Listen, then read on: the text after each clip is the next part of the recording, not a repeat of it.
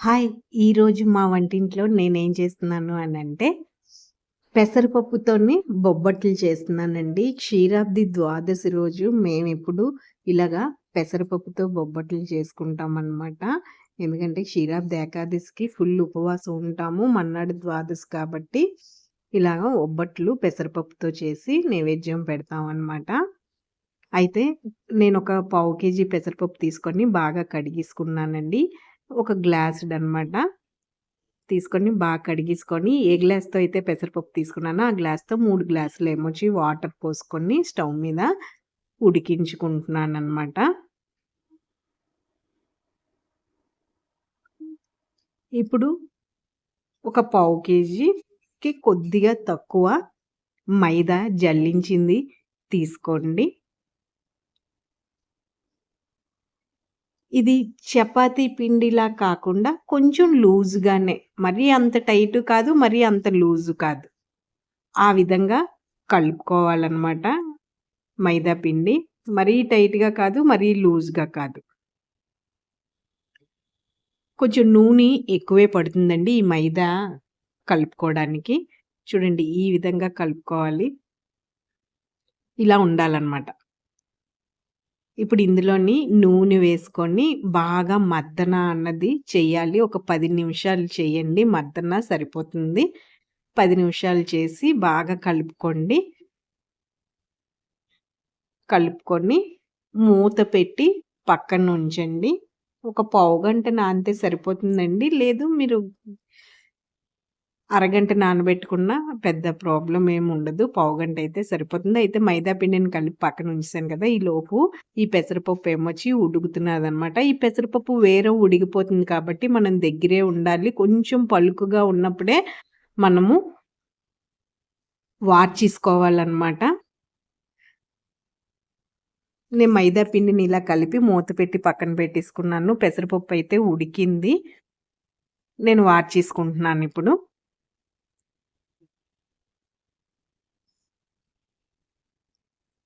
చూడండి ఉడికిందో లేదో ఇప్పుడు మీకు చూపిస్తాను. చూడండి ఉడికిపోయింది కదా!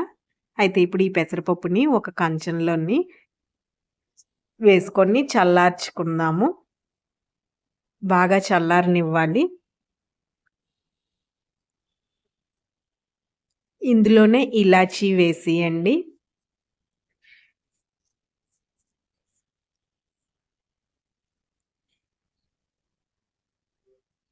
బాగా చల్లారిపోయిన తర్వాత మిక్సీ పట్టియండి. మెత్తగా మిక్సీ పట్టేసుకుంటే చూడండి ఈ విధంగా మిక్సీ పట్టేసుకొని, ఈ మిక్సీ చేసుకున్నది ఒక పళ్ళెంలోకి తీసుకోండి. నాకు కొద్దిగా పెసరపప్పు మిగిలిపోయిందనమాట.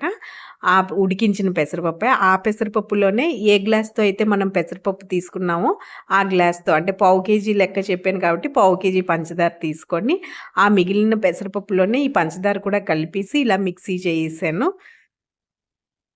లేదు మీరు పంచదార వేరేగా పౌడర్ చేసుకొని వేసుకుంటాను అనంటే అలాగైనా వేసుకోవచ్చు. ఇప్పుడు ఈ మిక్సీ చేసిన పంచదారని, పెసరపప్పుని ముందుగా చేసి పెట్టుకున్న పెసరపప్పు మిశ్రమంలోని బాగా కలిపేసుకోవాలనమాట.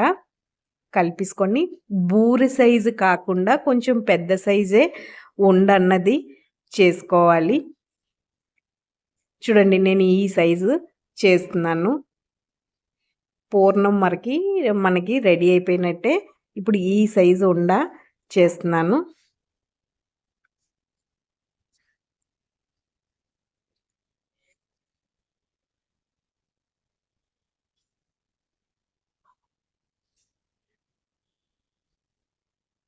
ఈ విధంగా ఉండలు చేసుకొని పెట్టుకున్నాను. ఇప్పుడు మన అరిటాకు ఉంటే బొబ్బట్టన్నది చాలా వస్తుంది.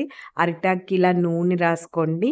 రాసుకొని మన చేతికి కొంచెం నూనె రాసుకొనే ఈ మైదా పిండిలోని చేయి పెట్టండి. లేకపోతే మైదా పిండి అన్నది చూడండి ఈ విధంగా చేతికి అంటుకుపోతుందనమాట. అదే మన చేతికి గాని నూనె రాసుకొని ఇలా పెడితే మనకు మైదా పిండి అంటుకోదు. ఇలా ఉండలాగా మనకు వస్తుంది. ఇప్పుడు దీన్ని అరిటాకు మీద వేసుకొని మనం అరచేత్తోనే ఇలా స్ప్రెడ్ చేసుకోవాలనమాట. మీరు కొంచెం ఎక్కువ ముద్దే తీసుకోండి ఫస్ట్ టైమ్ గానీ బొబ్బట్టు చేసేటట్టయితే.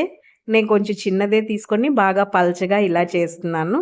చేసి ఇందులోని పూర్ణాన్ని పెట్టుకొని ఇవన్నీ క్లోజ్ చేసేయాలన్నమాట. 5 వైపులా, 6 వైపులా ఉంటుంది కదా! ఇవన్నీ మొత్తం మూసేయాలి ఈ మైదా పిండి ముద్దతోని. ఇప్పుడు మళ్ళీ కొంచెం ఆయిల్ అన్నది చేతికి రాసుకోండి. ఆయిల్ అయినా పర్వాలేదు, నెయ్యి అయినా పర్వాలేదు.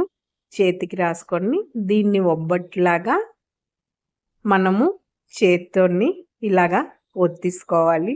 చూడండి అసలు చేతికేమీ అంటదు.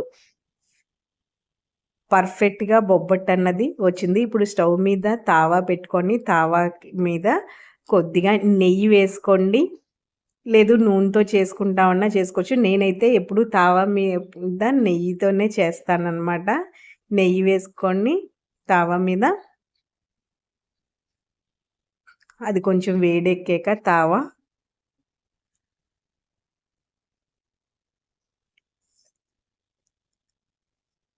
ఈ అరిటాకు మీద ఉన్న బొబ్బట్టుని ఈ తావా మీద ఇలాగా షిఫ్ట్ చేసుకోవాలన్నమాట. మళ్ళీ దీని చుట్టూ నెయ్యి వేసుకోండి. నూనెతో అయినా బొబ్బట్టు అన్నది చేసుకోవచ్చు. కానీ స్టవ్ ఫ్లేమ్ మటుకు మీడియంలో ఉంచండి. అంతేనండి. ఇది టర్న్ చేసుకుంటే బొబ్బట్టు అన్నది అయిపోయినట్టే అన్నమాట. ఎంతో రుచిగా ఉంటాయండి ఈ బొబ్బట్లు. మేమైతే మా వంటింట్లో ప్రతి పండక్కి చేసుకుంటాము. ఎవరైనా ఇంటికొచ్చినా చేసుకుంటాము. చూడండి ఎంత బాగా వచ్చాయో. చూస్తుంటేనే నోరూరుతుంది కదా! ఇందాకలా టర్న్ చేయడం చూపించలేదు కదండీ! అది మిస్ అయింది ఆ క్లిప్పు. అందుకే మళ్ళీ ఇప్పుడు చూపిస్తున్నాను. మళ్ళీ ఇలా టర్న్ చేసాక కొద్దిగా నెయ్యి వేసుకోండి. నెయ్యి వేసుకొని మళ్ళీ టర్న్ చేసుకొని మధ్యకి మడిచియండి. అంతేనండి. బొబ్బట్టు రెడీ అయిపోయినట్టే. నేతి బొబ్బట్టు పెసరపప్పుతో చాలా అంటే చాలా రుచిగా ఉంటుంది. మీరు కూడా ఈజీగా మీ వంటింట్లో చేసుకోవచ్చు. మరైతే ఈ వీడియోకి మీ అమూల్యమైన లైక్‌నివ్వండి. మా వంటిల్లు ఛానల్‌ని ప్లీజ్ సబ్స్క్రైబ్ చేసుకోండి. చూడండి ఎంత బాగా వచ్చిందో.